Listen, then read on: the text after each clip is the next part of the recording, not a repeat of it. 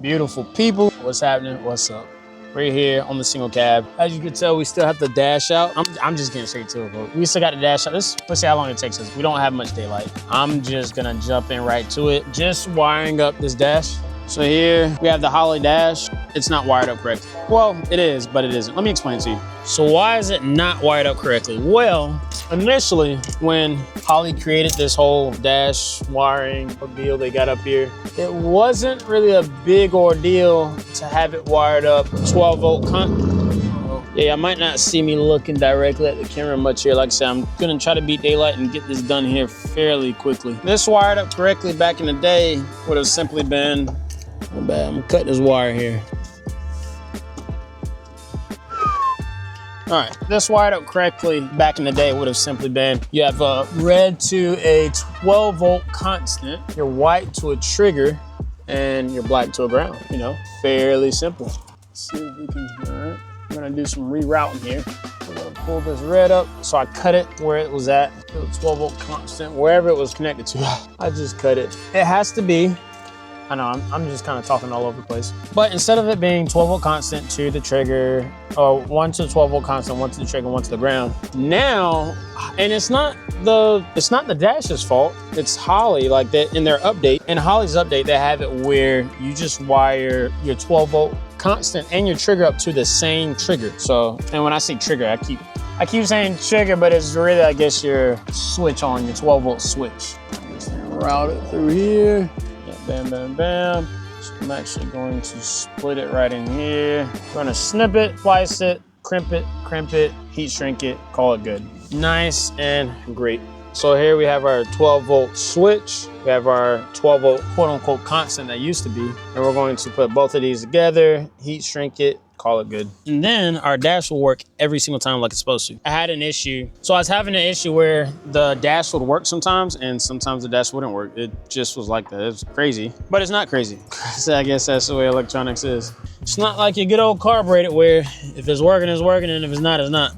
You got electronical stuff to work. So let's get it rocking and rolling. Let me get this heat shrink.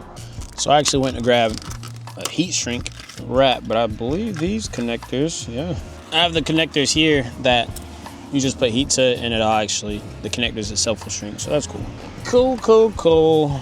So now we're splicing this here. Kind of at the point of no return with these wires here. We're gonna make it happen. Got our 3 wires. I'm just gonna twist and connect. I think my light should be right out here. There we go, maybe. Oh, got some light. I'm just gonna peel this insulation back and then twist and connect the 2 wires together and crimp it.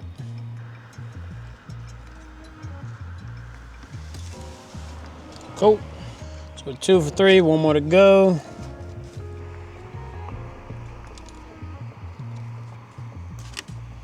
Bam. So now we are looking gravy. Got all the insulation off the 3 wires that I need. That was just easy. I like to give her a nice little twist. That way when you slide her in the butt connector, I'm using butt connectors. You slide her in the butt connector, kind of stays intact a little better. And then even the solo wire also twists, because that's just how I've always done my butt connectors. Here we go, got a small 16 to 22 gauge butt connector. I'll slide it in. Cool, seating good, looks good. Our crimping tool. So I personally, I ain't gonna cat with you. I got this Klein tool, crimping tool, and it's not bad, but it's not like, I don't know, the old school regular single crimping tool for these just butt connectors, your average butt connectors and stuff. I personally don't like these, but that's just me. It seemed not to be as reliable. But one thing I'll do with this is I'll give it a crimp there. And I'll also kind of like double crimp it. Maybe I might be ruining it by double crimp. Actually, I'll wait. Give it another crimp after this wire is in there. She'll crimp it. It's just, I don't know. And it is clean. Like, it doesn't destroy the insulation, none of that mess. It's a clean straight up crimp, but it was good. We'll call it.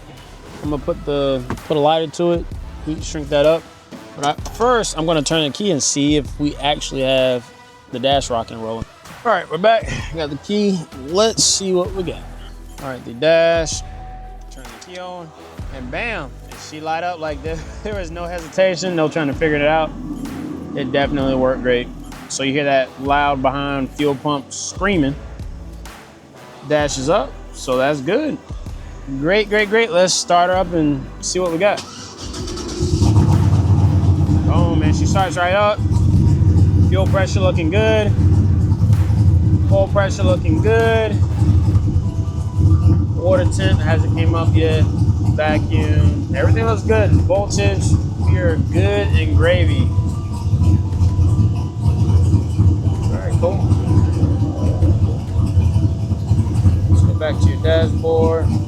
Let's walk back in, take a listen. Or I'll walk back here with the mic. She is sounding good.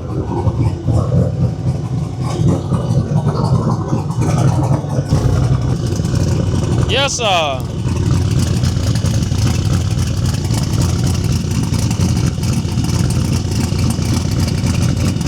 So I'm gonna step back with the mic a little bit. I don't know if it's cutting out, but I see it's all the way red out. So I'm just kind of walking back with the mic. I'm probably 20 feet behind the camera right now with the mic, and just gonna see how it sounds from back here. Thing sounds amazing. Idling, doing its thing. I'm gonna walk in front of the camera, see how it sounds in front of the truck. You can hear the air breathing and moving.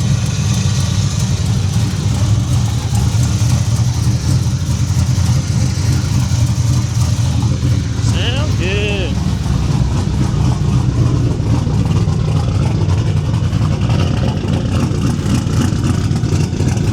Cool.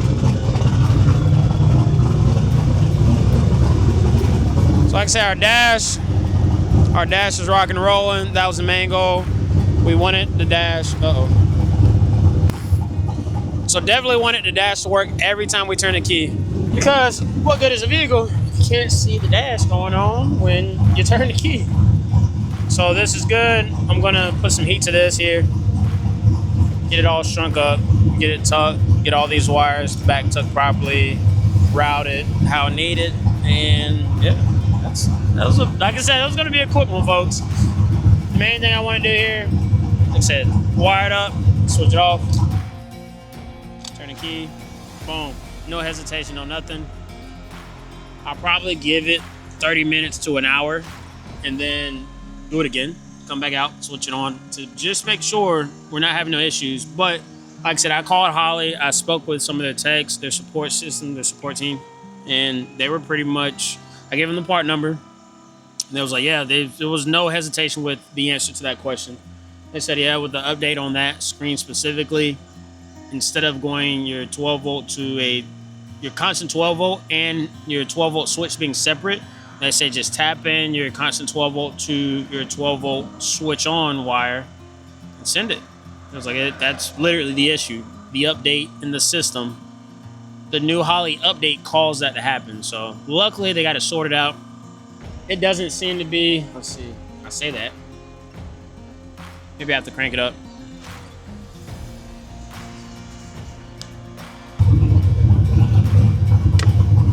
All right. So the screen's on, like it's backlit, but we have no data. Switch it off. Switch it on again.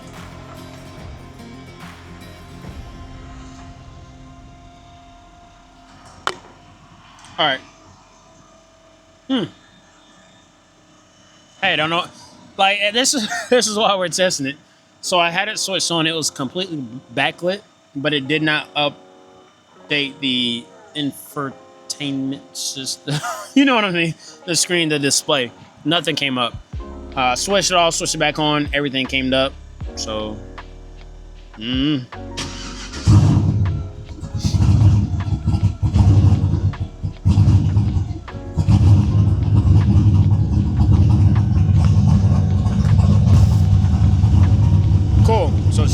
everything is good.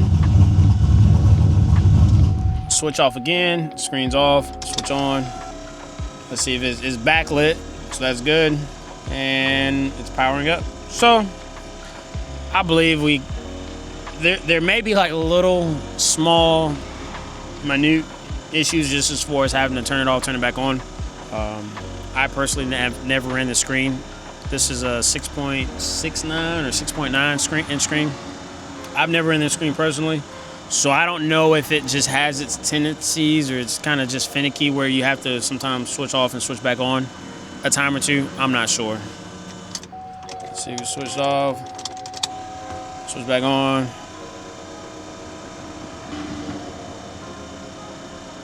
All right, so I think we're all right. I think our problem solved. I'm gonna get this stuff heat shrink, like I said, tuck these wires away, and get the dash back installed, get the screen back mounted with the screws, the hardware, and on to the next one. We got a few more things to finish up with this truck, so stay tuned. I hope you enjoyed this video. I hope you learned, like, if you're having issues with your Holley screen and this fixed it, cool, great.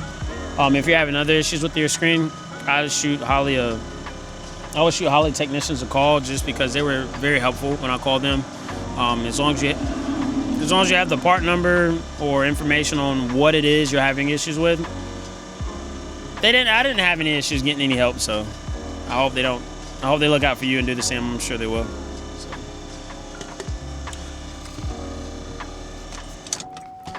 But appreciate it, folks. Hope you enjoyed the video. Thank you for watching. We'll see you in the next one. Peace.